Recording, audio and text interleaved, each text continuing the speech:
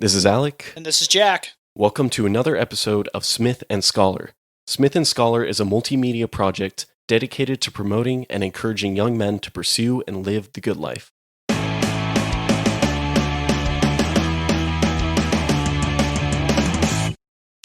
Well, we finally did it. About 3 years in the making. We finally have recorded our first episode for Smith and Scholar after not knowing what name. We called it The Project for about... the longest time. Yeah, actually 3 years. When we finally did come up with a name, we realized it was taken by about every single entity known to man. Bars, consulting companies. I think another podcast had the name as well. So here we are as Smith and Scholar. Again, I'm Alec. And I'm Jack.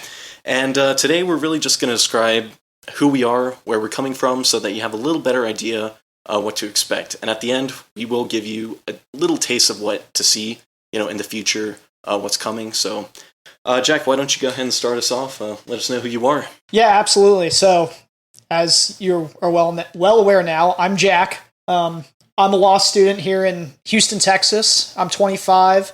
And, after I get done with law school in a year, my plan is to practice law here in the city of Houston and hopefully doing so after I complete the bar exam in one go. All right, that's pretty good. Yeah. So, yes, I'm Alec. I'm 24. I'm currently working on my PhD in Industrial and Systems Engineering. A little bit different from Jack. I am in Houston right now and hoping to finish my degree here. I am living in Houston with my wife and child. And as far as my future goes, I would like to be a professor, but, there's a little bit of uncertainty surrounding academia jobs. So as long as I have a job when I'm done, I think I'll be good to go. Yeah, absolutely. All right. So, Jack, why don't you tell us a little bit about your upbringing, and then I'll go ahead and talk about mine. Yeah, absolutely. Well, I think you're going to find that even though Alec and I are in different trajectories now, we actually have a very similar background. So just to start a little bit about me and why the convergence of influences in my life and Alec's have led us to decide that we want to do this project. So to start, grew up in a Catholic family, born and raised Catholic. And in a Catholic family, and a good Catholic family, I think, the good life is always front and center. Living the good life is something, even if it's not explicitly stated, it's interwoven in the way in which you live your faith. And so every aspect of life is really coterminous with developing good habits and trying to live virtuously. And so in this, every aspect of my life, I mean relationships with friends, family, in your academic work, when you're on the athletic field, every aspect of your life, you're trying to develop good habits and live a virtuous life. And another, not just inside my family, but the institutions that my parents put me through. I went through Catholic schools my whole entire life, but I think where in my education, where it became really important that virtuous living be front and center of my life was at my high school. And Alec and I actually went to the same high school, and he might have some things to say about that as well. But in my experience, I had a great set of teachers who were not just teachers, but were role models, and they were male role models. And not only were they teaching me theology and history and Latin, but they were really focused on developing good men. The men who come through that school, and it was a co-ed school, but these male professors, these teachers, were really interested in making sure that the men who came through that school became men of character and virtue. And after finishing high school, I realized a lot of the stuff that had been developing in my life as far as developing good habits, developing virtue, that was something I wanted to carry on. And luckily, I was able to do that in another Catholic institution. I did my undergraduate at the University of Notre Dame following my father, and from there, it wasn't just about living the good life personally, but figuring out why is virtuous living important for society was really something that was at the back of my mind while I was at Notre Dame. And it led me to study political science. And I had always been curious about government and politics, and particularly what man's role is in government and politics and those institutions in creating a good society. And so while I was at Notre Dame, I focused on political theory and American politics. So in political theory, central to an understanding is questions about what is man and what is he made for and what can he do? And knowing these things, what are the best forms of government that we can create in which he can live and work, and not just live and work, but that are conducive for him to live and work in a way that is in accordance with virtue. And so that's really what has brought me to where I am in my life. Now I'm in law school, and that's more the practical aspect of me needing a job and wanting to do something. But these questions are always central in my mind whenever I'm thinking about things that are going on in the world today. Great. Yeah. So, I mean, there's a lot of similarities that I share with Jack. As he mentioned at the beginning, I went to a Catholic school, only part of my life, which I'll talk a little bit about. But I also was raised in a Catholic family, and that was really important. So the faith was always an important aspect of the family life. One of the main things was the centrality of Mass, going to Mass on Sundays, but then also daily when we were younger during the summers, and then in high school, I guess choosing to go to Mass on a daily basis. And that idea of not just being good on the weekends and then the rest of the day you kind of take off, but having that continuity between what happens in your private life and what happens in your public life. So Jack mentioned some things about politics and what he studied in school, and that's definitely a shared common interest between us. However, we won't be getting too much into that here for just because we thought we'd go with a more virtuous tone, but we might save that for some other times. So with regards to Catholic school, other than saying what Jack has already said, I guess I can say, like I said, I wasn't in Catholic school the whole time. I was in public school up until high school, but I was hoping for a better education in my faith and also a more intimate school experience. My junior high was twice the size of the high school, or maybe each grade was the same size as our high school. So I definitely wanted to have a closer, relationship with people at school, and getting to know Jack was one of those great examples. But then also just the education that I got there from the academic perspective, and then from the religious side. So I'd say overall it was a great experience for me, kind of learning holistic thinking and not just taking things from the scientific standpoint or the theology standpoint, how they kind of mesh and go together. And having the liberal arts education, even though it wasn't specifically a liberal arts school, as Jack mentioned, some of our best teachers were in the humanities and the liberal arts, and so that really kind of helped me grow in that hunger for that. And then also just from high school, I have these great lifelong friends. Jack is one of them. We still hang out on a regular basis. It's kind of funny when we bring it up with our non-high school friends. For real. And they're like, what, you still hang out with your high school friends? You guys are weird. And I'm like, weird, sure, but it's a good weird. So no, definitely. Yeah, and then just from that, we being friends in high school, having a good time, kind of not carefree, but we were younger then. But since then, it's really sparked a lot of great ideas, conversations, thoughts, and here we are now as Smith and Scholar, kind of working towards something that we realized 3 years ago and took us time. Okay, and then getting onto my college education. So it was a bit of a stark contrast from what I had prior to college. I went to a huge public university, one of the biggest ones in the nation.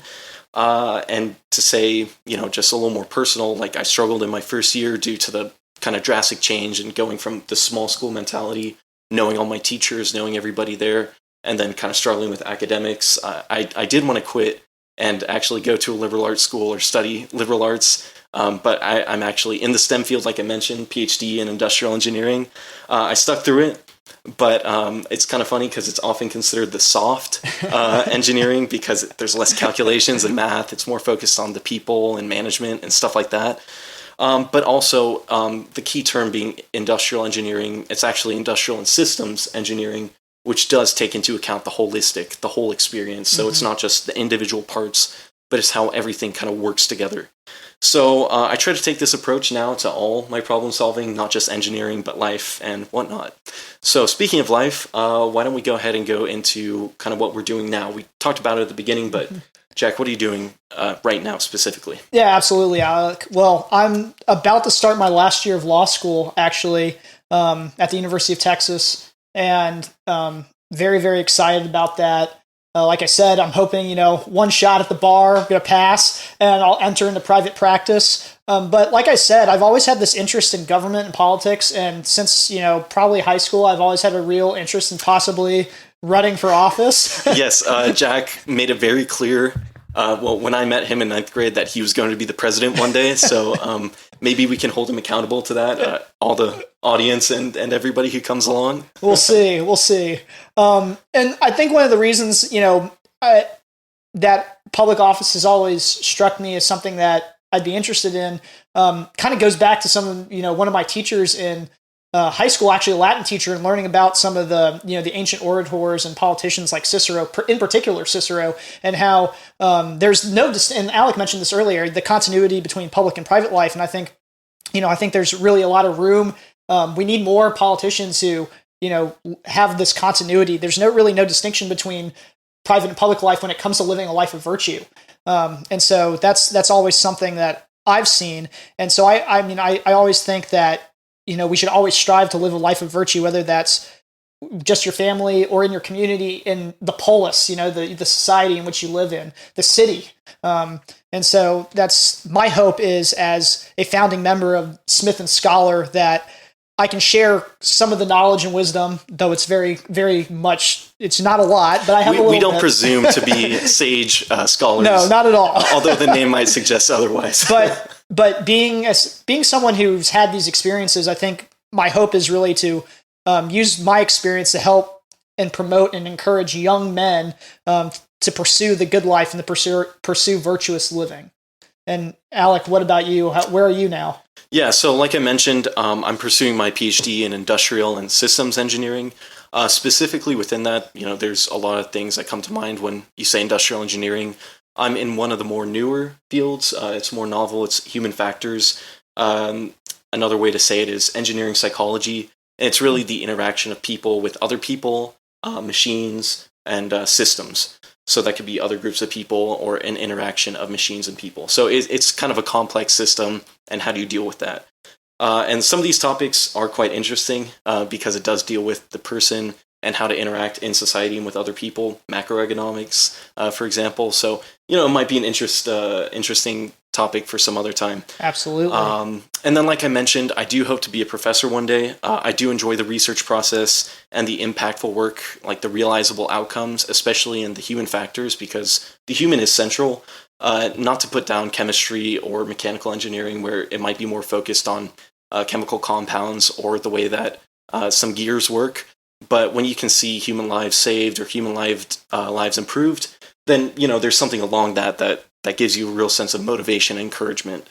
And then, like I mentioned, I'm living with my wife and child here, so we are filming right next to his room. So if you hear some cries, it's because he woke up and wants to listen, and he's sad that he can't be here with us. It's not because we're keeping him away. He just needs to sleep. And then, similar to Jack, I hope that Smith and Scholar can help young men grow in virtue and recognize the attractiveness of living a good life. Sometimes it's conflated with like being a boring old drudge, stick in the mud or something like that. But there's no real difference between having a good time and a good life. Mm-hmm. And hopefully you guys can see that.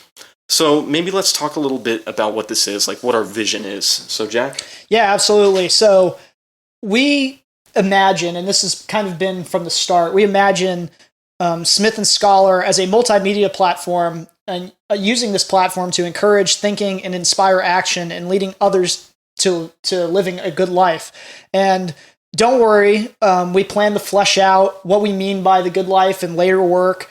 But for now, put simply, living the good life is about living the life of virtue and living virtuously in all aspects of life. And, like we said, we want this to be a multimedia platform. So Alec and I are developing essays. We're doing these podcasts, and hopefully we'll be having these podcasts as videos, and maybe we can work on some other videos as well. But really, we're just trying to develop a lot of content about the good life, how to live it, and, importantly, why living the good life is important.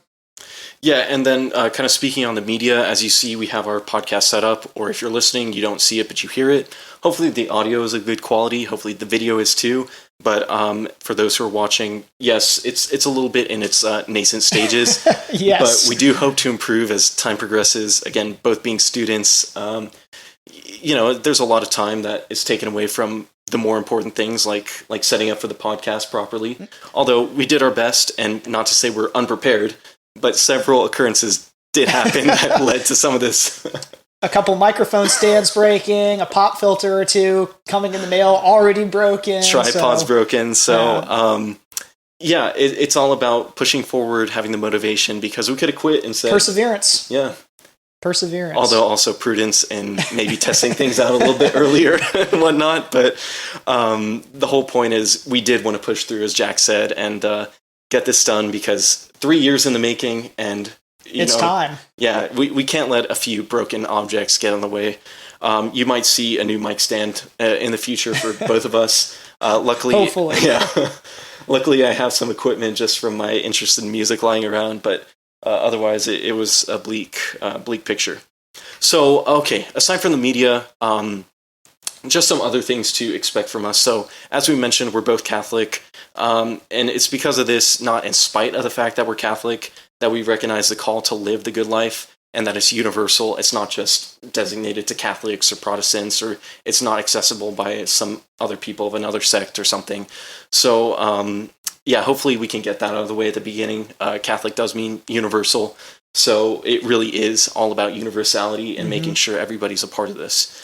And then, as Jack mentioned, and as we've mentioned a few times, the content is specifically aimed at young men. And we're young men ourselves. And as we said earlier, disclaimer, we are not sage, wise scholars that have the key to the universe, but we're on this journey, we're on this adventure, and we hope to join other young men, and hope other young men join us. And, as the years pass, we won't be young men anymore. So we will hopefully be growing in wisdom and virtue that we can share as we move along. So then what can, people expect in addition to kind of this overarching view of who we are and what we hope to present? Yeah. So, most importantly, if we want people to, hear this message that we're sharing, the content that we're creating needs to be meaningful and insightful. And we intend for it to be meaningful and insightful. And we want it to be worth your time. Alec and I are both aware, and Alec sort of mentioned it a moment ago, the world we live in is one in which relationships, commitments, and our personal goals all are grabbing us for our attention. We're being pulled in so many different directions. It's hard to focus and, do things right. But we want to make living the good life a part of all of them. So that's the thing. Even though you're being pulled in so many directions, you can prioritize living a good and virtuous life in all those different aspects of your life. And in that regard, we want our content to be worth your time so that you can learn how to apply the things we're talking about in all aspects of your life.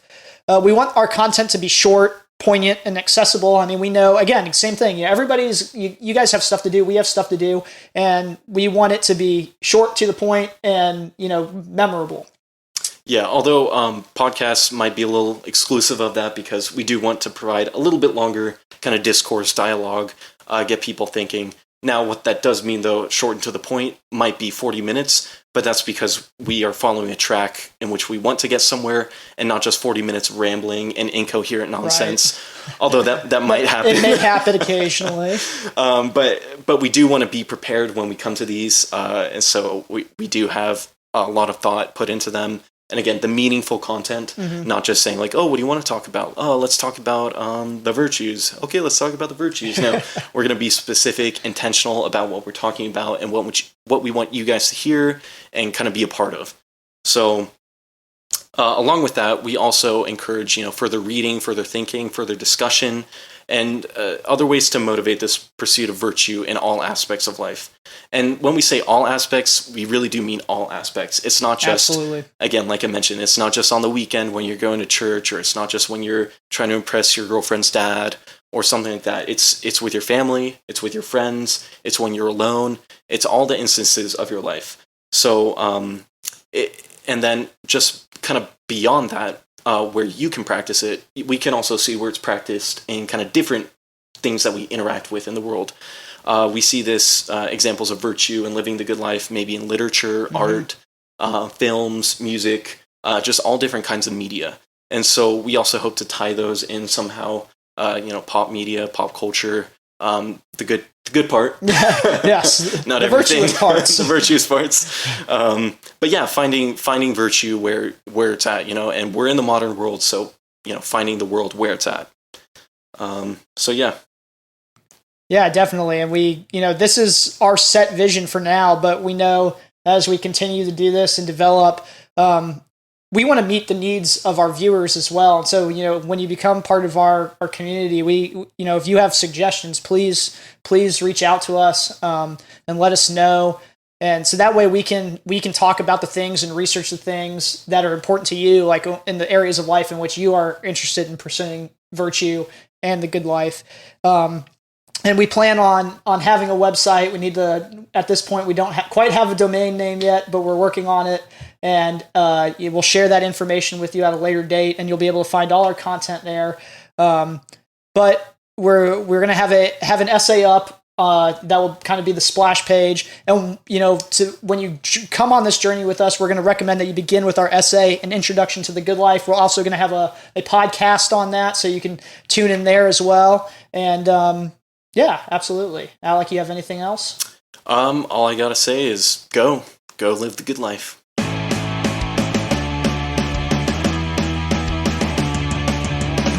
Thanks for tuning in to another episode of Smith and Scholar. If you liked what you heard, please subscribe to our podcast on all the major platforms, including YouTube, Apple, and Spotify. Also, follow us on Twitter to stay up to date with everything we are doing and thinking. Finally, feel free to give us feedback and ask questions across the different platforms. We'd love to hear from you. Until next time, this is Smith and Scholar.